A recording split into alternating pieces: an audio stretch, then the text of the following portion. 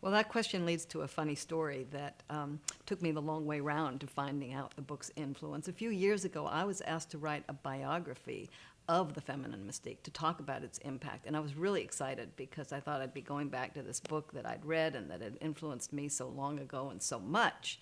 So I ordered the book and settled down for a good read. And a few chapters in it, I realized I had never read the book clearly, didn't remember some of the things it was saying, and was initially kind of bored by it because it seemed so obvious.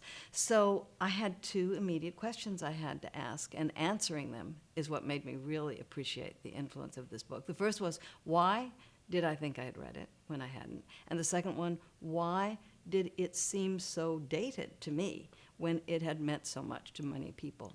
Well, the first question it occurred to me as I began to really think through it, is my mother had read the book. The book came out in 1963 when I was away at college, involved in the civil rights movement and all these things. But once a week, my mom would call me. We didn't have emails and texts in those days. And pretty soon she started telling me about this book she was reading. And she was so indignant at the things she was learning and so relieved, she told me, that it made her realize that the problems she felt were not within her.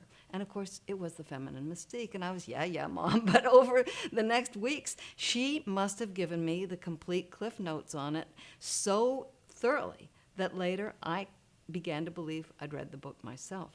So then the next question is why, when it meant so much to my mom and the thousands of women who wrote to Friedan at the time and who I later interviewed for my own book on the feminine mystique, why did it seem so obvious to me? And answering that question is what really explains the significance of this book, because it takes you back to a different universe that women lived in then. Young women and men today cannot imagine the kind of restrictions, the kind of cultural stereotypes, the kind of limits that were placed on women. So that Betty Friedan, when she said, women are people too, which seems like a kind of duh to us today, when she said women are people too, that was a revelation to people.